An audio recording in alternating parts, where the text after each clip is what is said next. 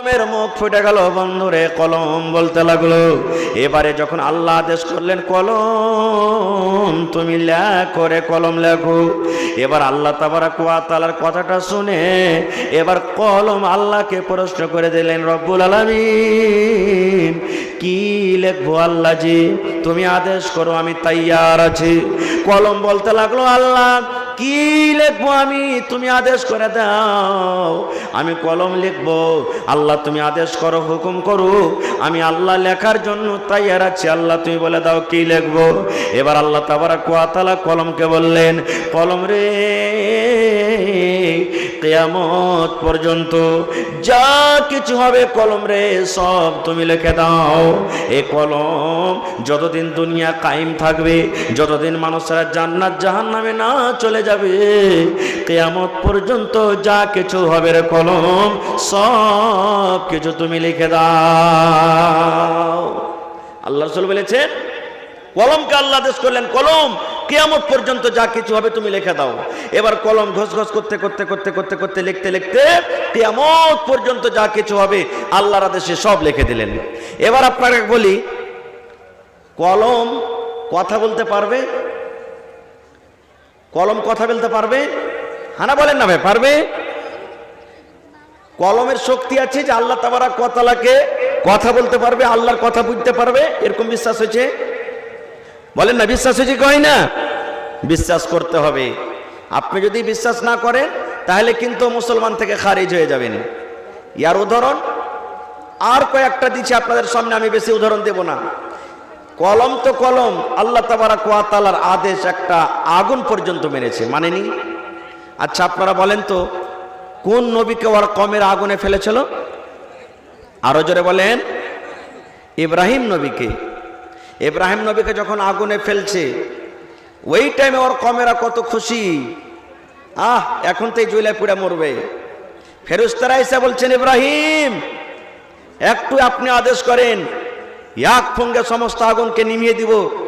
বাদলের ফেরেশতা এসে বলছেন, ইব্রাহিম একটু আপনি আদেশ করেন, আমি এই পানি দিয়ে সমস্ত আগুনকে নিভিয়ে দেব। কিন্তু ইব্রাহিম নবী কি বলেছিলেন জানেন? রে ফেরেশতারা, তোমাদের সাহায্যের দরকার নাই, কেন আমার আল্লাহ তাবারাক ওয়া তাআলা আমাকে ডাইরেক্ট দেখছেন। আল্লাহর কোরআন বলছেন, যখন আল্লাহ তাবারাক ওয়া তাআলা কথাটা শুনলেন, আল্লাহ আগুনকে ডাকছেন, কি জানেন? এই আগুন, আমি আল্লাহ তাবারাক ওয়া তাআলা তোকে তৈরি করেছি, তোর কাম হলো জ্বালিয়ে দেওয়া, পুড়িয়ে দেওয়া। কিন্তু আগুন রে, আমার ইব্রাহিম তোর ভিতরে জ্বলবে না, আমার ইব্রাহিম তোর ভিতরে যাচ্ছে, তার কমেরা তোর ভিতরে ফেলছে। আগুন তোর কাজ হলো পুড়িয়ে দেওয়া, কিন্তু আমি আল্লাহ তোকে আদেশ করছি যে আমার ইব্রাহিমের শরীর পোড়া দূরের কথা, তার শরীরের একটা রুয়া পশম পর্যন্ত না পড়ে। ইব্রাহিম নবী কি জ্বলেছিলেন ভাই? জ্বলেছিলেন? তাহলে দেখেন আগুন পর্যন্ত আল্লাহ তাবারাক ওয়া তাআলার আদেশ মানে। কিন্তু হায়রে হতভাগা মানুষ, আমরা বুঝতে পারলাম না। আমরা শরীয়ত কি জিনিস, নবী কি জিনিস, আল্লাহ কি জিনিস আমরা বুঝতে পারলাম না। আজকে আমরা শরীয়ত বুঝতে পারলাম না। খায়ের যা হোক, এবার আল্লাহ তাবারাক ওয়া তাআলা কলমকে তৈরি করলেন। এবার শিক্ষা সম্পর্কে আমার আজকে বিষয় আছে। তবে বলবেন, হাজি মৌলানা আমাদেরকে আলিফ বা তা সা জিম হা ক খ এ বি সি এগুলা পড়াবেন? এগুলা আপনাদেরকে পড়াবো না, কারণ এগুলা মাদ্রাসাতে ছেলে মেয়েদেরকে পড়া হয়। আপনাদেরকে পড়াবো, শরীয়তের কিছু জ্ঞান দিয়ে যাবো ইনশাআল্লাহ আপনাদেরকে। মানুষ দুই প্রকারের শিক্ষা লাভ করে, এক মাদ্রাসাতে পড়ালেখা করে, যে মাদ্রাসা আপনারা কায়েম করেছেন, আপনার ছেলে আপনার মেয়েরা মাদ্রাসাতে আসবে, মৌলানা রেখেছেন, মাস্টার রেখেছেন, পড়ালেখা করবে, দিন শিখবে, শরীয়ত শিখবে, আল্লাহ আল্লাহ রাসূলের কথা শিখবে। আর আজকে যে আপনারা এসেছেন তো বই নিয়ে আসেননি, খাতা নিয়ে আসেননি, কলম নিয়ে আসেননি, আপনারা কি যাবেন? আল্লাহ এবং আল্লাহ রাসূল যেভাবে চলতে বলেছেন, আল্লাহ এবং আল্লাহ রাসূল কোন জিনিসটা কোনভাবে আমাদেরকে আদায় করতে বলেছেন, এই কিছু কথা আপনাদেরকে দিয়ে যাব। আজ থেকে মোটামুটি আল্লাহর রহমতে এখন কিছু কমে গেছে, মানে কিছু কি মেলায় কমে গেছে। আজ থেকে মোটামুটি 10 বছর 15 বছর আগে বা এখনো কত বাড়িতে আছে, যেদিন আমাদের বাড়িতে ছোট ছোট ছেলে কিংবা মেয়েরা যখন জন্ম নেয়, বেশিরভাগ মায়েরা খালারাকে বলবো, যখন ছেলেটার বয়স 3 দিনকার হয়, কিংবা ছেলেটার বয়স 5 দিনকার হয়, কিংবা ছেলেটার বয়স 7 দিনকার হয়, কিংবা ছেলেটার বয়স 9 দিনকার হয়, কিংবা ছেলেটার বয়স 11 দিনকার হয়, তখন আমার মায়েরা খালারা ওই দিনে খার পানি করে। বুঝেন তো এটা কথা? বুঝেন না? বুঝেন না? কত মা খালা এই দিনটার নাম 60 দিন রাখে। তাও রাখে না রাখে না? একটু হানা বলেন না ভাই। রাখে। এইবারে যেই দিন ছেলেটার 60 দিন হবে সেই দিন আমার মায়েরা খালারা নিজের স্বামীকে বা বাপকে বা ভাইকে বলবে, বাপু হে, কিংবা সোলেমানের বাপ, কিংবা এ দাদা, আজ আমার 60 দিন আছে, একটু ভালো মন্দ তরকারি গালা নিয়ে আসিও। 5-7 রকমের তরকারি বাড়িতে করবে, মাছ করবে, ডিম করবে, না হইলে আর কিছু করবে, ভালো ভালো তরকারি করবে। করে কি করে না? এখন আল্লাহর রহমতে কমে যাক আলাদা কথা, কিন্তু করেছে কি করেনি? করে। কেন করে? আমার ওই মা, খালা, দাদি না এই জিনিসটাই বুঝি যে যদি একটু ভালো মন্দ বাড়িতে তরকারি করি, এই ছেলের হলো 60 দিন, তাহলে এই ছেলেটা যতদিন জীবনে বাঁচবে দুধে ভাতে খাইবে, ভালো মন্দতে খাইবে, এই নিয়াতে উদ্দেশ্য করে। ওরে সুবহানাল্লাহ, এটা কত বড় পাপ জানেন? আল্লাহ রাসূল বলেছেন, এরে আমার উম্মত শুনে নাও, এ আমার মায়েরা খালারা শুনে নেন, এরকম কাজ করতে হয় না গাম্মা, এরকম কাজ করা কাবিরা গুনাহ, এরকম কাজ করা শিরকের গুনাহ হয়ে যাবে গাম্মা। এই সমস্ত যদি আকীদা রাখা হয়, এই সমস্ত যদি কাজ করা যায়, আল্লাহ এবং আল্লাহ রাসূল নারাজ হয়ে যাবেন। এ আমার মায়েরা খালারা শুনলেন, যেই দিন আপনি 60 দিন বলেন, যেই দিন একটু ভালো ভালো তরকারি খাবেন, যেই দিন ভালো ভালো বাড়িতে রান্না বান্না করবেন, আর আপনি আকীদা রেখেছেন আজকে যদি আমি একটু ভালো মন্দ তরকারি খাই, তাহলে আমার ছেলেটা জীবন ভর দুধে ভাতে খাবে। ওই মাকে বলবো, ওই খালাকে বলবো, দাদিকে বলবো, নানিকে বলবো, ওই ভাইকে বলবো, আমার মাওলানারা বসে আছেন, জিজ্ঞাসা করবেন। আল্লাহর নবী বলেছেন, উম্মত রে, যেই দিন মায়ের পেটে সন্তান 43 হয়ে যায়, মানে যেদিন 4 মাস হয়ে যায়, 4 মাস যখন মায়ের পেটে সন্তান হয়ে গেল, 43 কেটে গেল, 4 মাস হয়ে গেল, 4 মাসের মধ্যে আল্লাহ তাবারাক ওয়া তাআলা মায়ের পেটে সন্তান যে থাকে, ওই সন্তানের আল্লাহ চোখ দিয়ে দেয়, তার মাথা দিয়ে দেয়, তার হাত দিয়ে দেয়, তার পা দিয়ে দেয়, লোক দিয়ে দেয়, কুচি কুচি হাড় দিয়ে দেয়, ওপর দিয়ে চামড়া দিয়ে সুন্দর করে ঢাকান দিয়ে দেয়। মানুষের যত কিছু দরকার সমস্ত রেডি হয়ে যায়। এবারে যেদিন 4 মাস হয়ে গেল, আল্লাহ তাবারাক ওয়া তাআলা ওই মায়ের পেটে যে বাচ্চাটা আছে, ওই বাচ্চার পেটে আল্লাহ রাব্বুল আলামিন ওই বাচ্চার ভিতরে, মায়ের পেটে আল্লাহ বাচ্চার ভিতরে রূহ দিয়ে দেন, জান চলে আসে। 4 মাসের আগে বাচ্চা মায়েরা যে বাচ্চা থাকে মায়েদের পেটে, 4 মাসের আগে রূহ দেওয়া হয় না, জান ফোঁকা হয় না।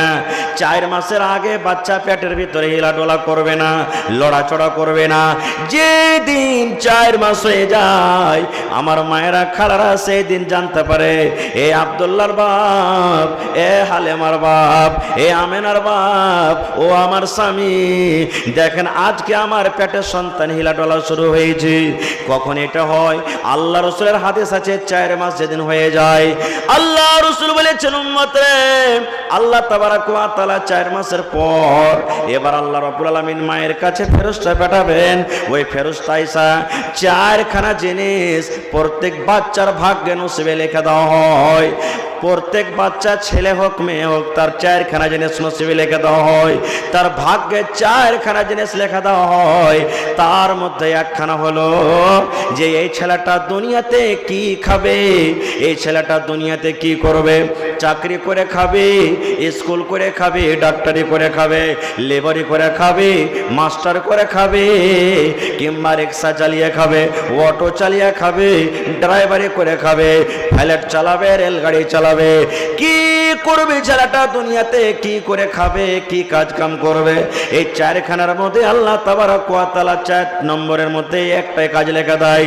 তবে ওই মাকে বলবো, ওই খালাকে বলবো, ওই দাদিকে বলবো, মা গে, আপনার পেটের ভিতরে যখন বাচ্চা থাকে, তখনই আল্লাহর আদেশে আপনার ছেলের নসিবে আল্লাহ লিখে দেন যে এই ছেলেটা দুনিয়াতে কতদিন বাঁচবে, এই ছেলেটা দুনিয়াতে কতদিন হায়াত পাবে, এই ছেলেটা দুনিয়াতে কি কাজ কাম করে খাবে, এই ছেলেটা দুনিয়াতে কি করে খাবে, কোন কাজ করবে, মায়ের পেটে লেখা দেওয়া হয়।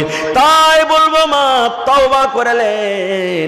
এরকম যদি জীবনে আপনার দ্বারাতে গুনাহ হয়ে থাকে, ভুল হয়ে থাকে, ভাই এই ধরনের যদি আকীদা রাখেন গে মা আজকের পর থেকে তওবা করলেন রব্বুল আলামিন, আমার বাড়িতে যত বাচ্চা হবে, যত সন্তান হবে, এরকম আমি আর আকীদা রাখবো না, এরকম আকীদা রাখবো না যে 3 দিনের দিন একটু ভালো তরকারি খাইতে হবে, কিংবা 5 দিনের দিন একটু ভালো তরকারি খেতে হবে, 7 দিনকার দিন একটু ভালো তরকারি খেতে হবে, 9 দিনকার দিন একটু ভালো তরকারি খেতে হবে, এরকম জীবনে কোনোদিন আকীদা রাখতে হবে না।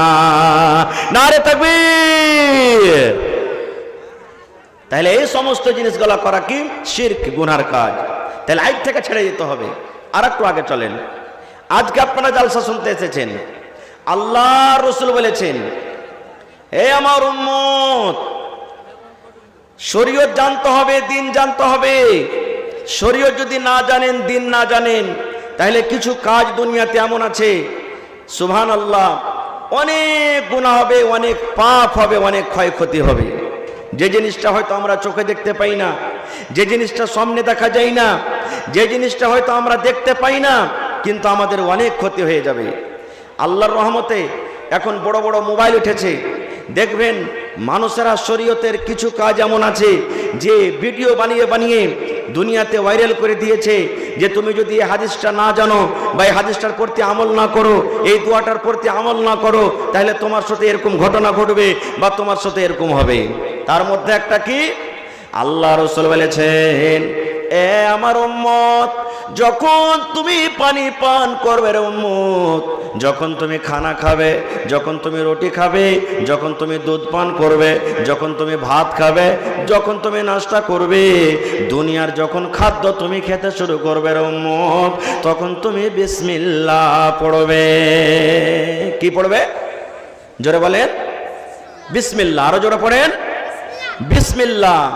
মেলায় মানুষ বলে বিসমিল্লাহি ওয়া আলা বারাকাতিল্লাহ। আমার সভাপতি সাহেব বসে আছেন, মওলানা আছেন, পরে বলবেন হয়তো, কিন্তু আল্লাহ তাবারাক ওয়া তাআলা আমাকে যতটুকু তৌফিক দিয়েছেন আমি জানি এই বিসমিল্লাহর সাথে ওয়া আলা বারাকাতিল্লাহ মনে হয় বলার কথাটা সহি আছে কিনা আল্লাহ জানে।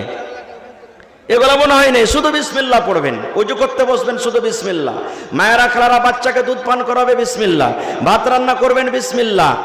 দুনিয়ার সব কাজ বিসমিল্লাহ। ধান কাটতে বসবেন, বিসমিল্লাহ। সাইকেলে চড়বেন, আপনি যার দোয়া আছে বিসমিল্লাহ বলে, যেটা দোয়া আছে আপনি পড়ে দেন। প্রত্যেক কাজে বিসমিল্লাহ পড়বেন। কিন্তু যখন পড়ালেখা করতে বসবেন তখন কিন্তু গোটা বিসমিল্লাহির রহমানির রহিম পড়তে হবে।